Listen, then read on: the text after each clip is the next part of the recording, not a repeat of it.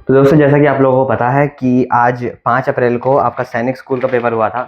तो वो पेपर हमारे पास है, तो हम इसका मैथमेटिक्स सेक्शन का थोड़ा एनालिसिस करते हैं कि किस तरह के क्वेश्चन आए थे और कैसे आए थे। जैसे कि अगर हम इसमें एक क्वेश्चन देखें तो वो है, Bina bought 160 kg apples at 50 rupees per kg. She sold 70% of the apples at 70 rupees per kg and the remaining at 35 rupees per kg. Bina's gain percent on the whole is. तो सबसे पहले हमें दे रखा है कि 160 kg उसने apples खरीदे, जो कि उसने 50 रुपीज पर केजी के हिसाब से खरीदे। तो यहाँ पे जो इसका कॉस्ट प्राइस हो गया इन एप्पल्स का, वो हो गया आपका 160 इंटू 50 बराबर कितना हो जाएगा आपका 8,000 रुपीज में उसने खरीद लिए। अब उसने बोला है कि she sold 70% of the apples. 70%, अब 160 kg थे, इसका 70% कितना हो जाएगा 160 इंटू 70 अपॉन 100। इतने किलो एप्पल्स उसने 70 रुपीज पर केजी के हिसाब से बेचे। तो इनका जो सेलिंग प्राइस होगा वो हो जाएगा इंटू 70। इसे सॉल्व करेंगे तो आपका हो जाएगा 160 इंटू 49। ठीक है, अभी इसे ऐसे छोड़ देते हैं। और बोला है and the remaining at 35 rupees पर केजी। तो रिमेनिंग कितने होंगे, 70% एप्पल 70 में बेचे, तो रिमेनिंग है 30%। तो वो कितने हो जाएंगे 160 इंटू 30 अपॉन 100। और ये कितने में बेचे 35 रुपीज पर केजी में, तो इंटू 35। इसे सॉल्व करेंगे तो ये आपका बन गया आपका 16 इंटू 35 इंटू 3 हो जाएगा 105। इन दोनों सेलिंग प्राइस को हम जोड़ देंगे मल्टीप्लाई करके। तो मल्टीप्लाई करते हैं, 160 इंटू 49 करेंगे सबसे पहले। तो 160 हमने लिखा इंटू 49 कर दिया, तो जीरो तो अभी हटा देते हैं, जीरो बाद में ऐड कर देंगे अपन। मल्टीप्लाई करा तो 9 6 54 का 4 5 1 40 इंटू 16 4 64 4 8 7। ये पहले वाला आपका आ गया 784 और एक जीरो, क्योंकि 160 का एक जीरो था। अब दूसरे वाला अगर हम देखें तो वो है 16 इंटू 105। ये कितना होगा आपका, इसे भी हमने सॉल्व करना पड़ेगा। तो जाएगा 16 ऊपर आ जाएगा 105, एक मिनट, 105 और इंटू 16 कितना हो जाएगा। तो सीधे कर लेते 16 5 से 80 का जीरो का 8, 16 0 to 0 और 8 8 16 1 16। ये हो गया। ये दोनों आपकी सेलिंग प्राइस है, इन दोनों को ऐड कर देंगे तो टोटल सेलिंग प्राइस आ जाएगी। दोनों को ऐड कर लेते हैं, ऐड करके कितना हो जाएगा 0 0 का 0, 8 और 4 12 का 2 कैरी 1, 8 6 14 और 1 15 का 5 कैरी 1, 7 और 1 8 और एक 9। ये आपका सेलिंग प्राइस हो गया। ठीक है, टोटल सेलिंग प्राइस। अब पूछा है Bina's gain percent on the whole, पूरे पे बीना ने कितना गेन करा। तो सबसे पहले गेन कितना परसेंट गेन करा ये पूछा है। हाँ, तो कितना गेन करा, तो सबसे पहले माइनस कर लेंगे इन दोनों को, तो कितना हो जाएगा आपके पास 1520 अपॉन में कॉस्ट प्राइस लिखते हैं 8000 इंटू 100। ये आपका गेन परसेंट आ जाएगा, कितना परसेंट गेन करा। 2 0 से 2 0 कट गया और 1 0 से 1 0 कट गया। इसे सॉल्व कर लेंगे तो ये आपका आ जाएगा 8 1 8, 8 1 8 कैरी 7 हो जाएगा इसमें, और 8 9 72। बोले तो उसने 19% का यहाँ पर गेन करा, तो इसमें आपका 19% हो जाएगा फर्स्ट ऑप्शन। ठीक है, हम अगले क्वेश्चन की तरफ बढ़े तो हमारा जो अगला क्वेश्चन है वो है a ratio b ratio c equals to 1/3 ratio 1/6 ratio 1/9, then the value of a square plus b square upon b square minus c square. हमें ये बोला गया है कि a ratio b ratio c बराबर कितना है 1/3 रेशो 1/6 रेशो 1/9। तो हमसे पूछा गया है A square plus B square upon B square minus C square की वैल्यू। ठीक है, ठीक है। तो सबसे पहले ये जो रेशो है ये आपका एक अच्छा रेशो नहीं है, फ्रैक्शनल फॉर्म में है, इसे हम होल नंबर में लेके आते हैं। तो इसके लिए हम क्या करेंगे, तीनों को इन तीनों के एलसीएम से मल्टीप्लाई कर देते हैं। तो 3 6 और 9 का एलसीएम निकालेंगे, जो कि हो जाएगा आपका 18। हमने सबको 18 से मल्टीप्लाई कर दिया, तो पहले वाला क्या बन गया 1/3 इंटू 18, जो कि हो जाएगा आपका 6 रेशो 1/6 इंटू 18, जो कि हो जाएगा 3 रेशो 1/9 इंटू 18, जो कि हो जाएगा आपका 2। तो ये आपका एक अच्छा रेशो बन गया, ये 3 है। ठीक है, तो अब ए रेशो बी रेशो सी आपका आ गया 6 रेशो 3 रेशो 2। अब हमें इसकी वैल्यू निकालनी है। तो जब भी रेशो में मानते हैं तो हमें कांस्टेंट से मल्टीप्लाई करके उस वेरिएबल की वैल्यू मान लेते हैं। जैसे कि ए आपका 6 के कॉरस्पॉन्डिंग है, तो ए की वैल्यू हमने मान ली 6x, बी की वैल्यू इसी तरह हमने मान ली 3x और सी की वैल्यू हमने मान ली 2x। अब हमसे ये पूछा गया तो सिंपली इसे निकाल लेंगे और फिर फाइंड आउट कर लेंगे इसकी वैल्यू। ए स्क्वायर प्लस बी स्क्वायर, इसका स्क्वायर करेंगे तो आपके पास बन जाएगा 36x square plus B square करेंगे तो 3x का स्क्वायर करेंगे तो ये हो जाएगा आपका 9x square upon B square, फिर से तो ये हो जाएगा 9x square minus C square बोले तो 2x का स्क्वायर करेंगे 4x स्क्वायर, बराबर कितना हो गया 36 प्लस 9, तो ये आपका आ गया यहाँ पे 45x square upon 9x square minus 4x square हो जाएगा आपका 5x स्क्वायर, x स्क्वायर से x स्क्वायर कैंसिल, 5 1 5, 5 9 से 45, तो इसकी जो वैल्यू आ गई आपके पास इस एक्सप्रेशन की वो आ गई यहाँ पे 9। अब अगर हम अगले क्वेश्चन की तरफ बढ़े तो वो है the mark price of an article is 1500, A shopkeeper gives a discount of 5% and still makes a profit of 25%, the cost price of the article is. तो हमें बोला गया है मार्क्ड प्राइस कितनी है उस आर्टिकल की, ₹1500, जो उसने उसके ऊपर मार्क कर रखे, बोले तो लिख रखी है। शॉपकीपर ने उसके ऊपर 5% का डिस्काउंट दिया, तो कितने की बेची होगी 1500 इंटू 95 अपॉन 100, 5% का डिस्काउंट दिया ना, 0000, 15 5 से 75 का 5 कैरी 7, 15 9 से 135 और 7 जोड़ेंगे तो हो जाएगा 142।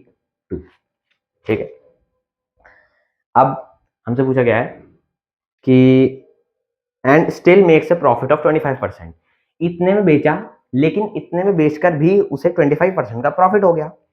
The cost price of the article is, तो हमसे कॉस्ट प्राइस पूछी, तो कॉस्ट प्राइस हमने x मान ली, उसने बोला है इस पे भी तुम्हें 25% का प्रॉफिट हुआ है, इसमें 25% का प्रॉफिट होगा तो इंटू 125 अपॉन 100, इतने में बिकेगा। और ये वैल्यू हमें कितनी दे रखी है 1425, हमने अभी निकाली, तो बस अब हम इसे सॉल्व कर लेंगे, तो ये जाएगा 25 5 125, काटेंगे 25 5 125, कितना कैरी आएगा इसमें 5 और 12 17, 175 हो गए, और ये हो जाएगा आपका 7 हाँ 25 7 175। हाँ अब ये कितना हो गया, x की वैल्यू कितनी आ गई आपकी 5700 और अपॉन में 5, सॉल्व कर लेंगे, 5 1 5, 5 1 5, 5 1 5 2, 5 4 20 और 0 0, तो ये आपके जो कॉस्ट प्राइस आ गई x, इसकी वैल्यू आ गई 1140 रुपीज। ठीक है, अब अगर हम अगले क्वेश्चन की तरफ बढ़े तो वो है in a camp of 200 person there is enough food for 42 days, how long will the food last if the 40 more person join the camp on the first day. ठीक है, हमें बोला गया है कि इधर पे अपन पर्सन लिख देते हैं और इधर पे डेज, तो सिंपल सा है आपका, तो इसमें आपको बोला है कि 200 पर्सन आपके 42 डेज तक खाना खा सकते थे, इतना खाना अवेलेबल था। तो how long the food will last if 40 more person join the camp on the first day, तो पहले ही दिन 40 बंदे और आ गए तो हो गए 240 बंदे। अब बोला है कि खाना कितने दिन चल पाएगा, तो अब देखो इसमें हम यूनिटरी मेथड लगाते हैं लेकिन थोड़ा उल्टे तरीके से, थोड़ा दिमाग लगाना। 200 बंदों ने 42 दिन तक खाना खा लिया, ठीक है, अगर सिर्फ एक बंदा होता तो वो ज्यादा दिनों तक खाना खा पाता, तो इसलिए हम इन दोनों को मल्टीप्लाई करते, एक बंदे के लिए कितने हो जाते 200 इंटू 42, लेकिन बंदे कितने हैं 240, तो हम उससे डिवाइड कर देंगे। ठीक है, अब इसे सॉल्व कर लेंगे हम, कुछ नहीं है अब इसमें, ये हो जाएगा आपका 4 5 20, 4 6 24, 6 7 42, तो आपका आंसर आ गया 7 5 35 डेज। सिंपल। अब अगला क्वेश्चन जो आपके पास है वो है which of the following vary inversely, 4 option दे रखे हैं आपको, स्पीड एंड टाइम, स्पीड और टाइम, या फिर distance covered and tax fine, tax fare, ठीक है, और distance travelled and time taken, speed and distance covered, इनमें से कौन सा इनवर्सली प्रोपोर्शनल है। तो सिंपल सा आप देख के बता सकते हैं यार, अगर डिस्टेंस ज्यादा होगा तो फेयर, बोले तो जैसे अगर आप ऑटो में कहीं जा रहे हैं तो अगर आप ज्यादा दूर तक ट्रैवल करेंगे तो ऑटो वाला आपसे ज्यादा पैसे लेगा, तो फेयर भी ज्यादा हो जाएगा ज्यादा डिस्टेंस, तो डायरेक्टली प्रोपोर्शनल हुआ। ये वाला ऑप्शन देखो डिस्टेंस और टाइम, यार अगर तुम ज्यादा किलोमीटर ज्यादा डिस्टेंस ट्रैवल करोगे तो तुम्हें ज्यादा टाइम लगेगा ऑब्वियसली, तो ये भी आपका डायरेक्टली प्रोपोर्शनल है। अगला है स्पीड और डिस्टेंस, हाँ अगला है स्पीड एंड डिस्टेंस। तो देखो यार अगर आपकी स्पीड ज़्यादा होगी तो आप सेम टाइम इंटरवल में, टाइम इंटरवल इसमें कांस्टेंट है, तो सेम टाइम इंटरवल में आप लोग ज़्यादा डिस्टेंस ट्रैवल कर पाओगे। तो ज़्यादा स्पीड में ज़्यादा डिस्टेंस ट्रैवल हो रहा है, तो ये भी डायरेक्टली प्रोपोर्शनल है। लेकिन अगर हम पहला वाला ऑप्शन देखें, स्पीड एंड टाइम, तो आप लोगों को एक सिंपल सा फॉर्मूला पता होगा, speed is equal to distance upon time. ठीक है, अगर हम डिस्टेंस कांस्टेंट ले लें तो यहाँ से क्या निकल के आएगा, s is inversely proportional to t, और यही इनवर्सली प्रोपोर्शनल है। तो अगर आप ज्यादा स्पीड में ट्रैवल कर रहे हो तो आपको सेम डिस्टेंस ट्रैवल करने में कम टाइम लगेगा, तो इसलिए ये दोनों आपके इनवर्सली प्रोपोर्शनल। नेक्स्ट क्वेश्चन है आपका, 5 bells begin to toll together and toll again at intervals of 6, 5, 7, 10, 12 seconds respectively. How many times will they roll together in 1 hour excluding the one at the start? ठीक है, तो यार आपकी bells हैं जो कि 6 सेकंड, 5 सेकंड, 7 सेकंड, 10 सेकंड और 12 second, 10 second और 12 सेकंड, इतने बार बजी। ठीक है, तो आपसे ये पूछा गया है कि 1 घंटे के अंदर ये कितनी बार साथ में बजेंगी। हमने पहले वाला टाइम का इसमें एक्सक्लूड करना है जब वो पहली बार बजी थी। ठीक है, तो इसके लिए हम कुछ नहीं, आपको एलसीएम निकालना है इन सबका कि सब साथ में कब बजेंगे। अब एलसीएम निकाल लेते हैं, सिंपल सा है। ठीक है, तो सबसे पहले किससे करें, 2 से करते हैं। 2 3 जा 5 का 5, 7 का 7, 2 5 10 और 2 6 12। अब आई थिंक 2 कॉमन नहीं है किसी में भी, तो आप 3 से कर सकते हैं। 1 5 7 5 और 2। अब 5 कॉमन है तो 5 से कर लेते हैं। 1 1 7 1 और 2। अब 7 और 2 में कुछ कॉमन नहीं है तो अब डायरेक्ट मल्टीप्लाई हो जाएगा। तो 2 3 से 6, 6 5 जा 30, 7 2 जा 14 और 14 इंटू 30 हो जाएगा आपका 420। ये आपका आया सेकेंड्स में, इसे अपन मिनट्स में चेंज कर लेते हैं। तो अपॉन कितना हो जाएगा 60, 6 7 जा 42। बोले तो हर 7 मिनट में ये लोग एक साथ बजेंगे। अब सोचो आपके पास 1 घंटा है, बोले तो 60 मिनट, 60 मिनट में कितनी बार बज जाएंगे। अब फॉर एग्जांपल हम टाइमिंग लेते हैं 11 से 12 बजे के बीच। ठीक है, एग्जांपल के लिए, तो पहले तो ये 11 बजे बज लेंगे। अब उस वाले को हमें इंक्लूड नहीं करना है, तो 11:07 से शुरू करेंगे हम। अगली बार कब बजेंगे, 11:07 मिनट्स पे, ये पहला गिना जाएगा। उसके बाद 11:14 पे दूसरा गिना जाएगा, फिर 21 पे तीसरा, फिर 28 पे चौथा, फिर 35 पे पांचवा, उसके बाद आपका 42 पे गिना जाएगा छठा, फिर 49 पे, और उसके बाद 7 8 जा 56 मिनट पे लास्ट बार ये बजेंगे साथ में। 8 बार हो जाएगा जो भी टोटल, क्योंकि 11:07 पे, फिर 11:14, 11:21, 11:28, 11:35, 11:42, 11:49, 11:56 पे, क्योंकि उसके बाद फिर टाइम 12 हो जाएगा, 12 के आगे चला जाएगा, क्योंकि हमें 12 बजे तक लेना था, 1 घंटे का टाइमिंग लेनी थी। इसमें टोटल ये लोग 8 बार बजे साथ में। तो आपका आंसर कितना हो जाएगा यहाँ पर, 8 टाइम्स। अब आपका जो अगला क्वेश्चन है वो है, the average height of 30 boys was calculated to be 150 centimetre. 30 बच्चे हैं आपके पास, ये आपका एवरेज का सवाल है। 30 बॉयज हैं, ठीक है, जिनकी एवरेज हाइट 150 सेंटीमीटर है, एवरेज हाइट।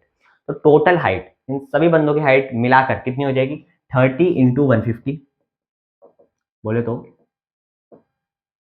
4500 सेंटीमीटर्स। ठीक है, ठीक है। अब है, it was found later for one boy 165 centimetre was wrongly copied. हमें बाद में ये पता चला कि एक बंदे की हाइट 165 सेंटीमीटर ले ली थी गलती से, नहीं, हमें बोला गया it was found later that for one boy 165 centimetre was wrongly copied at 135 during computation of the average. 165 centimetre थी उस बंदे की हाइट और हमने उसे 135 कंसीडर कर लिया, तो करेक्ट एवरेज कितना होगा। तो यार सिंपल है, देखो इसमें हमने एक बंदे की हाइट 135 ले ली जबकि थी उसकी 165। सबसे पहले तो 135 माइनस कर देते क्योंकि वो हमने गलत ले लिया, और जोड़ देंगे, इसमें कितना जोड़ देंगे 165, ताकि वो वापस हमारा जो एरर है वो सही हो जाए। तो इसमें प्लस कर देंगे कितना 165। सबसे पहले इन दोनों को सॉल्व कर लो, 165 माइनस 35 कितना हो जाएगा, ये हो जाएगा आपका 30 प्लस का, ये जगह 4530। इतना आपका एक्चुअल में टोटल हाइट हो जाएगी इनकी, ठीक है ना, क्योंकि 30 का डिफरेंस आ रहा था उसमें, बिल्कुल सही। हाँ, अब हमें सही एवरेज निकालना था। एवरेज के लिए अगेन टोटल अपॉन जितने नंबर ऑफ ऑब्जर्वेशन है, 30 बच्चे तो 30 ऑब्जर्वेशन अपॉन में 30, 0 से 0 कैंसिल, ये आपको हो जाना यहाँ पे 151 सेंटीमीटर, सही एवरेज जो कि होगा। अब आपका अगला क्वेश्चन है, a polyhedron has 40 faces and 60 edges, find the number of vertices of the polyhedron. हमारे पास एक फॉर्मूला होता है, मैं नाम भूल रहा हूँ उसका, वो होता है E plus two is equals to F plus V. I think Euler's formula होता है, ठीक है। E प्लस टू बराबर एफ प्लस वी, तो इसके हिसाब से हम ये क्वेश्चन कर लेंगे, सिंपल है। E बोले तो एजेस, F बोले तो फेस, V बोले तो वर्टिसेस। ये हमारे किसी भी पॉलीहेड्रॉन में लग सकता है, ठीक है। तो अब सिंपल सा क्वेश्चन है आपके पास। तो फेसेस दे रखे हैं आपको 40 रख दिया अपन ने, और एजेस दे रखे हैं आपको 60 रख दिया अपन ने यहाँ पे, 60 प्लस 2 और प्लस वी। तो वी की वैल्यू कितनी आ गई आपको 62 माइनस 40, जो कि आपका हो जाएगा 22। तो आपके 22 वर्टिसेस हो जाएंगे इस पॉलीहेड्रॉन के। तो आपका आंसर कितना हो जाएगा 22।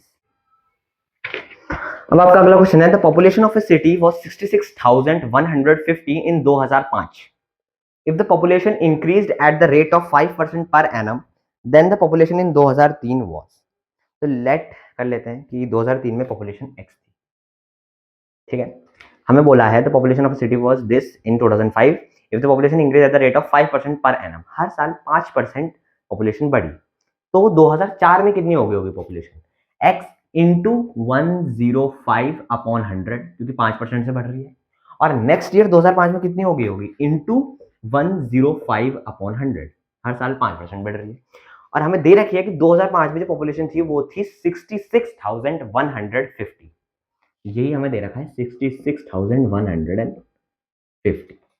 अब कुछ नहीं बचा इसमें, अब हमें इसे केवल सॉल्व कर लेंगे। तो कैसे करेंगे यार सॉल्व? x की वैल्यू के लिए ये हो जाएगा 66,150 इंटू 100 अपॉन में 105 इंटू 105। अब सिंपल है, अब इसे आपको केवल सिंप्लीफाई करना है। तो क्या करेंगे आप? 5 से करते हैं 21, इधर 20, अगेन 5 से 21, इधर 20। अब इसे 7 से देखते हैं, 7 9 से 63, 3 7 4 28, 3, हाँ ये हो रहा है। 7 3 से 21, ये कितना हो जाएगा आपका? 7 9 से 63, 3 7 4 से 28, 3 7 5 35, 7 0 0, ठीक है। फिर से कट जाएगा 7 से 7 7 2 7 0 21, हाँ ये कट जाएगा। फिर इसे भी काट देते हैं, 7 3 से 21, इधर काटेंगे, 7 1 से 7 कैरी 2, 7 3 से 21, 5 7 5 35, 7 0 0 30। आगे लिख लेते हैं 1350 इंटू 20 इंटू 20 और अपॉन में 3 इंटू 3। अब फिर से आप सिंप्लीफाई कर लेंगे इसे, तो ये 9 से कट रहा है, आई थिंक, हाँ कट रहा है। तो 3 3 9, 9 से डिवाइड कर लेते हैं ऊपर को, तो 9 1 9 कैरी 4, 9 5 45, 7 9 0 0। सिंपली अब इसे आप सॉल्व कर लेंगे। तो इसमें बचा क्या? 15 इंटू 2 30 इंटू 2 60, 60 का 60 और 1 2 3 3 0 और आ जाएंगे, तो 1 2 3। तो 2003 में उस टाउन की पॉपुलेशन थी 60,000। अब आपका अगला जो क्वेश्चन है वो है, a sum of money invested at 1/3% per annum simple interest amounted to 2,475 in 1 year 9 months. What will it amount to in 2 years at 5% per annum? ठीक है, ओके। सिंपल इंटरेस्ट का फॉर्मूला, हम प्रिंसिपल अमाउंट P मान लेते हैं। यहाँ पर हमने P मान ली प्रिंसिपल अमाउंट, ठीक है। तो आपका अमाउंट दे रखा है, अमाउंट क्या होता है? Principal plus interest. तो अमाउंट आपको दे रखी है बराबर क्या होता है? Principal plus interest. Simple interest की बात चल रही है अभी इस समय यहाँ पर, तो सिंपल इंटरेस्ट को देखते हैं। अब उसने बोला सम ऑफ मनी, जो कि हमने पी मान लिया, इन्वेस्ट करा था 1/3% में, अमाउंट दे रखी है आपको 2475। अमाउंट कितनी हो गई आपकी? 2475 बराबर 2475, पी का पी रहने देते हैं, प्लस अब आपको इंटरेस्ट निकालना है। तो इंटरेस्ट का फॉर्मूला आपका होता है जो, वो होता है P into rate of interest, जो कि दे रखा है 8/3, मिक्स्ड फ्रैक्शन है, चेंज कर लेंगे इम्प्रॉपर में, तो हो जाएगा आपका 25/3, 25/3 इंटू टाइम। टाइम इसमें दे रखा है 1 ईयर एंड 9 months, लेकिन आपका जो रेट ऑफ परसेंट है वो पर एनम के हिसाब से, तो इसे एनम में चेंज करना पड़ेगा। 1 साल और 9 महीने, तो 1 साल तो पूरा है प्लस 9 महीने और है, तो 9 महीनों को चेंज करने के लिए क्या 12 से डिवाइड कर देंगे, 12 से डिवाइड कर दिया। अब ये आपका ईयर में आ गया, तो अब इन दोनों को हम जोड़ सकते हैं डायरेक्ट। तो हो जाएगा 3 3 और ये 3 4 से, तो 1 + 3/4, जो कि हो जाएगा आपका, ये से 4/4 कर दिया हमने, तो ये 4 + 3 7/4 ईयर्स हो जाएंगे टोटल। तो ये आपका टाइम आ गया 7/4 और अपॉन में 100 तो आता ही है सिंपल इंटरेस्ट के अंदर। ये बन गया आपकी इक्वेशन, ठीक है। अब इसमें से हमें पी की वैल्यू निकालनी है, ठीक है। तो 25 1 जा 25 4 सा बस p प्लस 7p अपॉन 4 16 3 सा 48 48 हो जाएगा यहाँ पे। इधर भी हमने 48 कर दिया, इधर भी हमने 48 कर दिया। 48 प्लस 7 हो जाएगा आपका 55। ये हो गया आपका 55p अपॉन 48 की वैल्यू कितनी आ गई 2475 ठीक है। ये आपका 11 से डिविजिबल है। 11 5 से 55, ये काटेंगे हम। 11 2 से 22 2, 11 2 से 22 5, 11 5 से 55। 5 बचा है तो 5 से काट लेते हैं। 5 से 5, 5 4 से 20, 5 5 से 25, 45 बच गया। तो कुछ प्रिंसिपल आ गया, वो आ गया 45 इंटू 48। प्रिंसिपल अमाउंट जो आ गई वो आ गई आपकी 45 इंटू 48। ठीक है।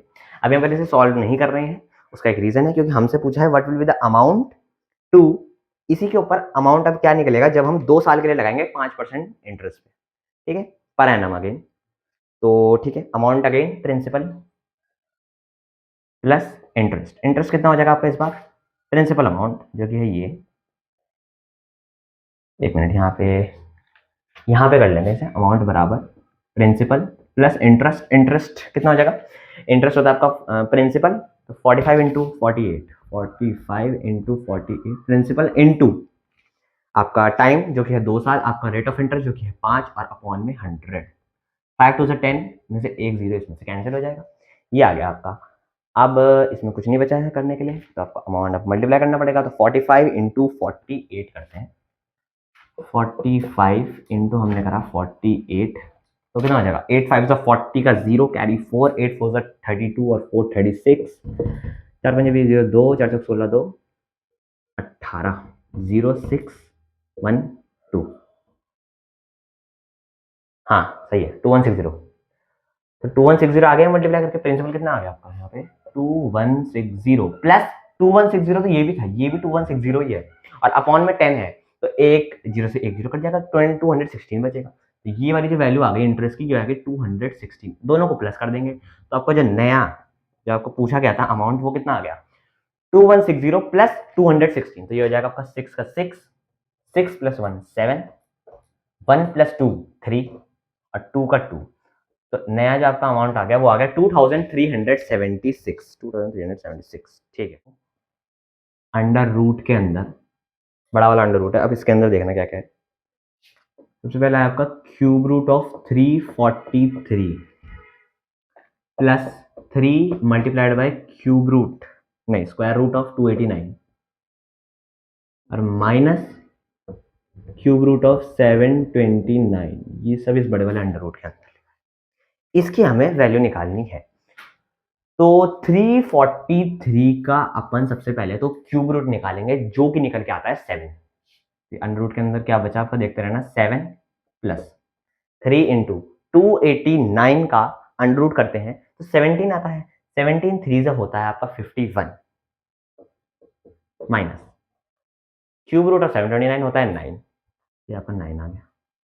इसे सॉल्व कर लेंगे तो 51 प्लस 57 ये हो गया आपका 58। 58 माइनस 9 बोले तो 49। तो अंडर रूट क्या बचा यहाँ पे? 49, जिसकी वैल्यू आ जाएगी आपकी 7। ऐसे तो प्लस माइनस 7 होगी, लेकिन ऑप्शन में आपका 7 ही दे रखा है, तो हो जाएगा ये आंसर 7। अब आपका नेक्स्ट क्वेश्चन है the least square number which is exactly divisible by 3 4 5 6 and 8। 3 एक मिनट 3 4 5 6 3 4 5 6 8 एंड 8, ये आपके पास नंबर्स है। इनसे डिविजिबल होने वाला सबसे छोटा हमें स्क्वायर नंबर चाहिए। स्क्वायर नंबर क्या होता है? सबसे पहले जिसका अंडर रूट निकल सके नेचुरल नंबर की फॉर्म में। ठीक है, तो ठीक है, सबसे पहले तो इन सबसे डिविजिबल होने वाला नंबर ही कौन सा बनेगा? सबसे छोटा नंबर। एलसीएम, तो हम देख लेंगे इनका एलसीएम सबसे पहले क्या आता है। तो एलसीएम निकाल लेते हैं। सबसे पहले कॉमन देखो किसमें क्या आ रहा है। 2 कॉमन आ रहा है इसमें, तो 3 2 टू 4 2 5 का 5 2 3 6 2 4 8। अभी भी कॉमन है। हाँ, 2 और 4 में 2 कॉमन है। 2 को फिर से करना पड़ेगा। 3 1 5 3 2। अब 2 कहीं नहीं है कॉमन, सिर्फ एक ही में है, तो अब इसे छोड़ दो। अब 3 कॉमन है, तो ये जगह 1 1 5 1 और 2 और 2। बस अब 5 और 2 में कुछ कॉमन नहीं है, तो मल्टीप्लाई हो जाएगा। 2 टू 4 3 12 5 12 5 60 और 60 इंटू 2 हो जाएगा आपका 120। ठीक है, ये आपका एलसीएम आया है, अभी आपका आंसर नहीं आया। एलसीएम आ गया इन नंबर्स का 120। सबसे छोटा नंबर जो इन सबसे डिविजिबल होगा वो 120 होगा। अब पूछा है सबसे छोटा स्क्वायर नंबर कौन सा होगा जो इन सबसे डिविजिबल होगा। तो सबसे छोटा जो स्क्वायर नंबर होगा वो एटलीस्ट ये 120 उसका फैक्टर होगा, बोले तो उसको डिवाइड कर देगा, है ना। तो इसमें से हम सबसे छोटा स्क्वायर नंबर ढूंढते हैं सबसे पहले। तो 4 ऑप्शन है आपके पास, देखते रहो। 1440, 1600, 3600 और 5184। ये 4 ऑप्शन है, सभी 120 हटा देते हैं। ठीक है, तो ये 4 ऑप्शन है आपके पास। ये 1440 नहीं है, ये 1444 है। ठीक है, सबसे पहले हम ये देखते हैं कि स्क्वायर नंबर इसमें से है भी कौन। तो पहला तो यार अगर ये डिवाइड कर रहा है तो 0 से 0 तो कैंसिल हो रहा होगा, इसमें तो वो हो नहीं रहा, अरे इसमें भी वो नहीं हो रहा, तो ये दोनों ऑप्शन तो आपके कैंसिल हो गए। इन दोनों में हो रहा है। अब आप लोग देख के पहचान सकते हैं कि 1600 जो है ना, इसका अंडर रूट कितना आता है 40 और 3600 का 60। तो आप लोग खुद जानते हैं कि 1600 और 3600 दोनों स्क्वायर नंबर है। अब हमें पूछा था लीस्ट स्क्वायर नंबर, तो इन दोनों में से छोटा कौन है 1600, तो आंसर क्या हो जाएगा आपका 1600। अब आपका जो अगला क्वेश्चन है वो है the difference of two numbers is 988। दो नंबर मान लेते हैं एक्स और वाई, एक्स और वाई, ठीक है। तो the difference of two numbers is 988, x minus y बराबर 988, ठीक है। If the cube root of the smaller one, अब यार खुद देख लो यार, y स्मॉल होगा इसमें से, क्योंकि अगर x छोटा होता और y बड़ा होता तो ये आंसर माइनस में आ जाता, तो यानी कि y ही छोटा है, ठीक है। The difference of two numbers is 988 if the cube root of the smaller of the two numbers is 7। y का क्यूब रूट 7 है, ये इसने दे रखा है। If the cube root of the smaller of the two numbers is 7 then the cube root of the larger number is, बड़े वाले number का क्यूब रूट कितना होगा। y का क्यूब रूट 7 है तो y की वैल्यू कितनी हो जाएगी, 7 का क्यूब कितना होता है 343। तो x की वैल्यू कितनी आ जाएगी, यहाँ से x की वैल्यू कितनी आ गई 988 प्लस 343, जोड़ देंगे 8 3 1 31 और 1331। तो x की वैल्यू कितनी आ गई 1331। तो हमसे पूछा है then the cube root of the larger number x था, इसका क्यूब रूट निकाल लेंगे। तो यार तुम सबको याद होना चाहिए कि 1331 का जो क्यूब रूट होता है वो होता है 11। तो आपका आंसर कितना आ जाएगा, जो हम देखने जा रहे हैं वो है 7 men can do a piece of work in 16 days. The number of men required to do the double the work in 8 days. ठीक है, ओके ओके ओके, ठीक है। तो हमें बोला गया है डबल द वर्क है ना, ठीक है डबल द वर्क, ओके। तो हमें बोला है कि मैन इधर लिख लेते हैं, हमें मैन ही निकालने हैं, है ना। तो इधर पे मैन रहने दो और इधर पे ले आओ आप डेज, ठीक है। 16 डेज काम कर रहे हैं 7 लोग, तो एक काम कंप्लीट हो रहा है। तो number of man required to do the double the work in 8 days, हमें डबल काम करना है लेकिन 8 दिनों में। सुनना मेरी बात को, ये 7 लोग तो एक काम को कर रहे हैं 16 दिन में, ठीक है। ये चाह रहा है कि हम कितने इंसान रखें कि उसी काम को 2 बार करना है मात्र 8 दिनों में। तो जब खुद सोच के देखो कि यार 7 बंदे एक काम को 16 दिन में कर रहे हैं, तो उनको उसी काम को 2 बार करना है डबल बार, तो कितना टाइम लगेगा 32 डेज। तो यहाँ पे हमने 32 कर दिया। अब इसका रेशो सेम हो गया, ये भी डबल कर रहे हैं ये भी डबल कर रहे हैं, अब हम आसानी से आंसर निकाल लेंगे।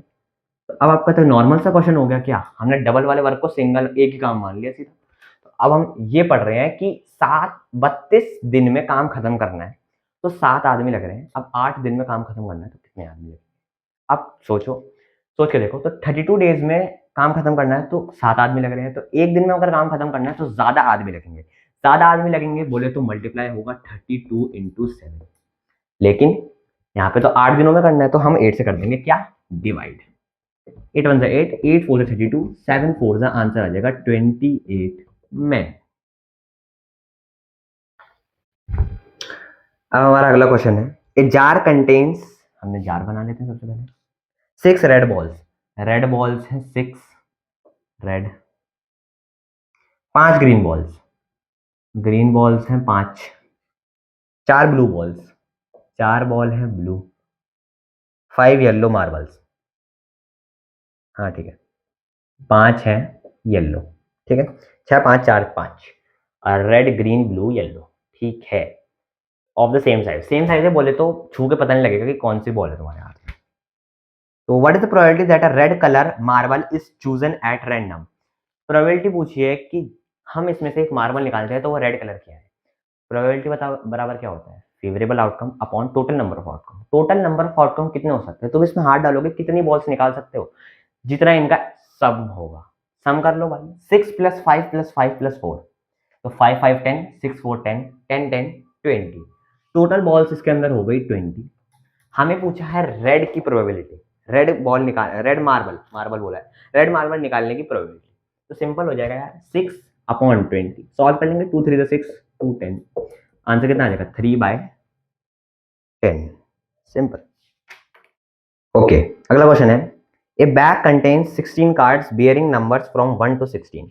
एक बैग के अंदर 16 कार्ड रखे हैं, ऐसे एक कार्ड, दो कार्ड, एक लिखा है स्पेस पे, दो लिखा है, ऐसे डॉट डॉट करते करते आपके पास टोटल 16 कार्ड्स है, लास्ट वाले पे 16 लिखा होगा। अब ये अनसेट तरीके से अरेंज कर रखे हैं, बोले तो तुम्हें नहीं पता कि कौन सा कहाँ पे रखा है, ऊपर से इनका जो नंबर है वो सामने की तरफ नहीं है, टेबल की तरफ है, मतलब तुम्हें नहीं पता कि कहाँ पे कौन सा नंबर आ सकता है, और कहीं पर भी कोई भी नंबर हो सकता है, ऐसा नहीं कि सिस्टमैटिक ऑर्डर में रखे हुए हैं, ठीक है। तो बोला है कि 1 card is chosen at random, एक कार्ड तुमने रैंडमली चूज करा इनमें से, तो probability that a chosen card bears a prime number.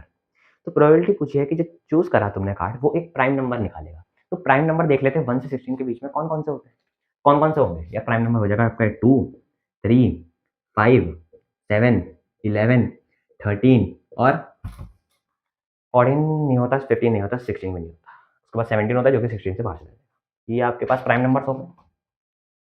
Probability बराबर क्या होता है, favourable outcome upon total number of outcome. Favour कितने कर रहे हैं इसे, ये 6 ही तो फेवर कर रहे हैं, 1 2 3 4 5 6, 6 फेवर कर रहे हैं, तो 6 upon total number of outcome कितने हैं, टोटल कार्ड्स कितने हैं 16, 16 सॉल्व कर लेंगे, 2 3 2 8, आंसर कितना आ गया 3/8। अगला क्वेश्चन हमसे पूछा गया है, the lateral surface area of a cube is 256 metre square, the volume of the cube in metre cube is. Lateral surface area of cube, सबसे पहला तो यही सवाल आता है तुम्हारे सामने कि यार क्यूब का लैटरल सरफेस एरिया होता क्या है, तो अगर तुम्हें यही नहीं पता होगा तो ये क्वेश्चन तो फिर हो गया भाई। तो यार ए अगर विड्थ या लेंथ कह लो, हाइट कह लो, क्योंकि सब कुछ बराबर ही होता है क्यूब के लिए, ए लेंथ का अगर आपके पास क्यूब है तो उसका लेटरल सरफेस एरिया जो होता है वो होता है, ऊपर वाली खोपड़ी हटा दो, नीचे वाली फेस भी हटा दो, दो फेस हट गए, टोटल कितने फेसेस होते हैं क्यूब के अंदर 6, दो फेस हटा दिए कितने बचे 4, एरिया कितना होता है एक का ए स्क्वायर, 4 है 4a square, lateral surface area of cube 4a square, simple. दे रखा है इसकी वैल्यू आपको 256, कितना हो जाएगा 4 से डिवाइड कर देंगे, 4 6 24, 4 4 16, ए स्क्वायर की वैल्यू 64, ए की वैल्यू कितनी आ गई 8 सेंटीमीटर, माइनस में नहीं ले सकते, क्यों, क्योंकि यार ये लेंथ है, माइनस में नहीं होगी, प्लस माइनस 8 आता है ना 64 का अंडर रूट करके, माइनस में नहीं लेंगे 8 ही लेंगे। क्यूब करना है, सॉरी क्यूब नहीं, वॉल्यूम निकालना है तो क्यूब करना पड़ेगा। वॉल्यूम क्या होता है क्यूब का, ए क्यूब, 8 का क्यूब, सिंपल। क्या होता है 8 का क्यूब, 8 का क्यूब होता है 512, तो आंसर क्या हो जाएगा 512। ठीक है, तो अगला क्वेश्चन जो अपन देखने जा रहे हैं वो है कि what should be added to this, what should be added to this बोले तो 4c ब्रैकेट में -a -2b प्लस c, ये है आपके पास। What should be added to 4c bracket -a -2b plus c, इसमें अपन क्या ऐड करें, ऐड कर दिया z, यही z निकालना है, क्या ऐड करें, क्या आंसर क्या आया आपके पास, टू ऑब्टेन 3c ब्रैकेट शुरू a -b plus c -2c bracket शुरू a plus b minus c, ये 2c है, ठीक है, सॉल्व करना पड़ेगा यार, कुछ दिक्कत नहीं है, अंदर मल्टीप्लाई कर दो, और क्या -4ac हो जाएगा ये, फिर -4 का 8bc हो जाएगा ये, फिर इधर इधर तो +4c इंटू सी स्क्वायर प्लस z बराबर, इधर करो यार मल्टीप्लाई, 3ac, ओ सॉरी 3 बेकार हो गया हमारा, 3ac minus minus 3bc plus 3c² minus है, माइनस माइनस ध्यान रखना आप, ठीक है, ये c² हो जाएगा, माइनस है तो minus minus 2ac minus 2bc और minus minus plus plus 2c²। Simple सा यार, अब तो कुछ बचा ही नहीं है, अब तो कर ही देंगे हम, है ना, सिंपल ही तो है। यस सर सिंपल है। देख ले यार, अब z की वैल्यू कितनी आ जाएगी, यहाँ पे लिखते हैं, बिल्कुल कोने में लिखेंगे, z की वैल्यू देखना, z निकालना था ना पेन को, तो z की वैल्यू देखते हैं। तो यार देखो, ये 3ac, ये माइनस 2ac, कितना बचा, एक ac, एक तो लिखने की जरूरत नहीं है, ac लिख देते हैं सिर्फ, ac वैसे गर्मियाँ आ रही है, ac की बहुत जरूरत है। Minus 3ab minus 2bc, sorry ab नहीं bc, minus 3bc minus 2bc, कितना हो जाएगा, माइनस 5bc, माइनस 5bc, ठीक, ये भी हो गया। 3c² 2c² प्लस में है, प्लस कर दो 5c², यही तो होगा, है ना। z निकालना था यार, इन सब को ना उस तरफ ले जाओ, LHS के बोले तो RHS में ले जाओ, तो साइन क्या हो जाएंगे सबके, चेंज, प्लस का माइनस, माइनस का प्लस, ये माइनस में था तो क्या हो जाएगा उधर जाके प्लस, प्लस ये 4ac, ये माइनस था प्लस 8bc, ये प्लस था तो माइनस 4c²। अब तो कुछ नहीं बचा है, अब तो कर ही देंगे ना, देख लो यार, AC इधर, AC इधर, 5 AC हो गए, इधर 4 AC थे, इधर 1 AC था, हमारे पास एक भी AC नहीं है, 5 AC हो गए टोटल। तो ये हो गया 5 AC, ये minus 5bc plus 8bc, 3bc तो बचे प्लस के 5c² माइनस 4c², एक c² बचा प्लस c², एक लिखने की जरूरत नहीं होती, पता ही हो यार तुम्हें, ठीक है। तो अब जब आपका ऑप्शन आप देखेंगे मैच करने के लिए, तो मेरे वाले जो सेट है उसमें पहला ऑप्शन मैच हो रहा है।